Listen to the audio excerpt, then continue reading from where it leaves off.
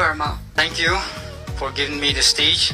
In the first place, I want to thank our Almighty God for giving us another day once again, for bringing us to this third day of the conference, and for bringing every one of us from different corners, for keeping us safe from the journey, and myself, which took me 3 nights and 4 days to reach here from Lahe. I thank God for that.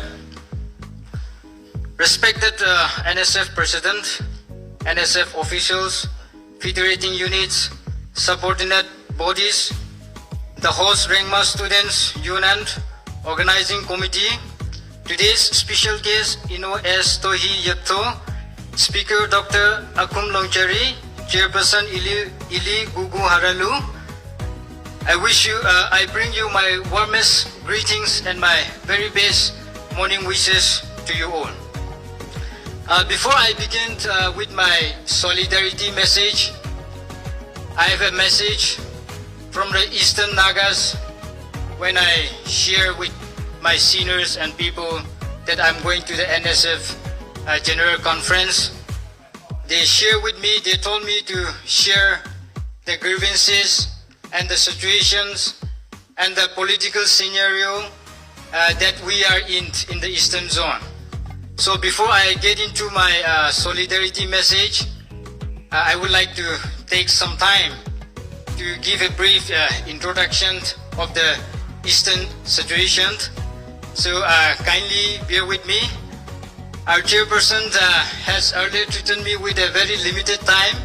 Actually, I want to take about 30 minutes something, but I will try my best to shorten my message. Kindly bear with me. Yeah, you see, as Nagas are divided into different corners, different states, I feel very sad. The younger generation, today's youth, we have very limited knowledge about the Naga areas, Naga land, beyond the artificial borders, beyond the imposed borders. I reached here yesterday morning and I met many people, youths.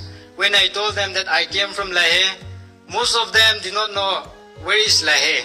So I will begin with the geographical map and the location of our eastern areas from imposed border areas.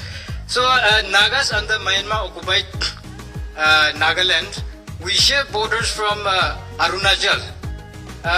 Our ancestral land starts from the north, from Arunachal, stretching to the Kachin state, Hakong Valley. From Hakong Valley till Kabo Valley in the Manipur side, Tamu side. So when we measure that land, we can see that Eastern Nagas, there are lots of vast land in the eastern sector, eastern side. So we have major towns, we have Shambuyan, Tanai. Those are Nagas in the east also divided like in the Indian side, like Manipur, Arunachal. So in the eastern side also we have Shambuyan and Tanai is under Kachin state. And then Leshi, Lehe, Nanyun, this only 3 township has been recognized by the Burmese government as a self-zone of the Naga people. And then we have Khamti, Homalin, and then Thamandi, and then Tamu More, which is not included in the Naga zones. So even in the east, we are like that. So, and today, the political situation, the struggle of our eastern is very measurable, I should say. After the military coup in Myanmar, you all know that the Eastern Nagas are deprived of education and then healthcare, connectivity, communication. You all have heard somehow, even though if you don't have experience. Because of the Naga struggle, Naga movement and all, you see, because of our political aspiration, Eastern Nagas carrying the cross of the Naga sovereignty, till today we stand very clear in our principle. We have not made any single mistake. There is not even a black dot in the white paper with regards to the Eastern Naga history. Why? Because we have never been part of the Burmese Union also. You may have known that the Panlong Agreement 1947, Nagas were not part of it. And 21st century, in the NLD time, they tried to revive the Panlong Conference. For 4 times, Nagas were not part of it because this Panlong Agreement and Panlong Conference is to be united. There are so many over 150 ethnic groups in Myanmar. So this conference, this agreement is to bring all the ethnic groups of Myanmar under the Union of Myanmar. So we can go to the Union of Myanmar. We are not fighting for autonomy or this and that also. That is why Nagas were not part of it. And in nationwide ceasefire agreement in 2015 under the Chunda government, the nationwide ceasefire agreement also the same. It is to bring all the armed groups under the Union of Myanmar to give greater autonomy and to form the federal union. But the Eastern Nagas, the Naga national workers in the East, they rejected. And because they rejected this invitation to NCA, in 2019, the headquarters of NNC and GPRN was overtaken. And then the Burmese Chunda government, they tried to crush the Naga national movement, the sovereignty, the rights of the Nagas. But thank God, till today, Naga national workers in the East, they are standing strong. From the very beginning, from where we start, we are still there. So this is our political stand in the East. Till today, once we start our negotiation with the Burmese government for the eastern areas, then there our political future is gone. There is no more the first, from the very beginning, what we stand for, Naga sovereignty, Naga one principle, one Naga nation, one people, that slogan will be gone. If the Eastern Nagas started negotiations, started for autonomy, started for federal state with the government of Myanmar, then our principle, Naga principle, our destiny will be stopped there. That is why, even though we are struggling without education, without infrastructure, without healthcare, the Eastern Nagas are still carrying the cross of the Naga national movement. I want to say this. And then after the military coup, what have happened to us? The Nagas in the East have come under threat from different corners. Not only a national threat, but economy, education, healthcare, and everything is gone. In the north, the Kachins, they have started their aggression, their intrusion to Naga areas. They have expanded their administration towards the Naga villages in the northern side. Why? Because Nagas have become narrow-minded, self-interest within state borders. We are not united. That is why our neighbors, our people, our next kin, our next immediate neighbors, they are disrespecting our rights. Now, see, because of the political, Myanmar crisis, in Naga areas, we don't have even one hospital, we don't have even one college. So for education, for healthcare, for business, we have to go to Kachin state, we have to go to Homalin, Kamdi, the Shan, crossing the San areas. We can go. Why? Because we get kidnapped on the way. We are being forced recruit. Our youths are being forced recruited by the KIA, Kachin Independence Army in the north. Even if we go for treatment, when a patient is sick, we need a guide, no? So even the guide, they arrest, they kidnapped, and they put into forced recruitment and then send them to front line, fighting for the Kachin people. Fighting, Naga youths are being forced. Why is this happening? Because of our disunity. This is the situation. And when we try to go to the south, the Shani has become a threat. And then the Chunda also become a threat. The Chunda is also applying their conscription, their law. They are just randomly arresting students, youths. We can move out for economy, for healthcare, for education. We have been isolated in our own home, in our own village. And then, because of that, we look to the west, our western brothers on the Indian side, Arunachal Nagas, border area, Nagaland, Manipur. And then the Indian threat again, border fencing, FNR thing. So, in what situation the Eastern Nagas we are facing today? I want our Nagaland Nagas, our Nagaland brothers, to give a thought on our situation and to reach out your hand in this time of need. Today is the right time for the East and West to show solidarity, to support each other. Maybe education, maybe healthcare, and maybe even economy. Now we are mainly depending on the western imposed border areas towards the western Nagas. And then this FMR, how cruel is India?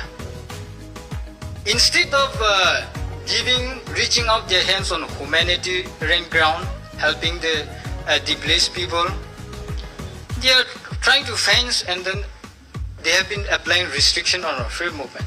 So earlier also our western Nagas and even the eastern Nagas have strongly protested, rejected the divisive policies of the government of India to fence and to apply restriction on our movement. I really appreciate the UNC, the United Naga Council, and us, Southern Nagas. They have been in action. They are now fighting really very hard. And our Nagaland and other parts of the Nagas, of course we have also, but we should not leave the Southern Nagas alone to fight with them. We have to be united. Today they are standing alone, we'll watch. The government of India will win over them, and when they are done with them, they will come to Nagaland. And then Nagaland will shout, but the rest of the Nagas will be silent. So if these things happen, then if the fencing has been really done, then our political future, Nagaland state alone cannot stand as a nation. Southern Nagaland cannot stand alone as a nation. Eastern Nagas, we cannot stand alone as a nation. So we have to be united in our collective aspiration and in our cause. So it is time for Nagas to see beyond our kitchens. And it is time to really think in action of our political aspiration, not within state borders alone. So, dear brothers and sisters, beloved Naga leaders, we have to see beyond. And also, we want to request from the Eastern Zone, in this critical situation of the Eastern Nagas, we seek your helping hand towards our education, towards our healthcare and economy. Because last year, over 75 schools in Naga villages could not be run due to lack of teachers. And this year, over 85 schools has been closed down because due to lack of teachers. There's no hospitals, there's no doctors. So for education, for healthcare, we are depending on the West. We are coming, and we want you to reach out to us also. So this is the request from the Eastern Nagas. And then to conclude, allow me to read my solidarity message. Respected President, esteemed leaders of the Naga Students Federation, distinguished delegates, invited guests, and my beloved Naga brothers and sisters. On behalf of the Naga Students Organization and on my own behalf, I extend my warmest greetings and heartfelt solidarity to you all on this momentous occasion of the 31st General Conference of the Naga Students Federation. First and foremost, I sincerely thank the NSF leadership for the kind invitation and the privilege to stand here today and share this message of unity and support.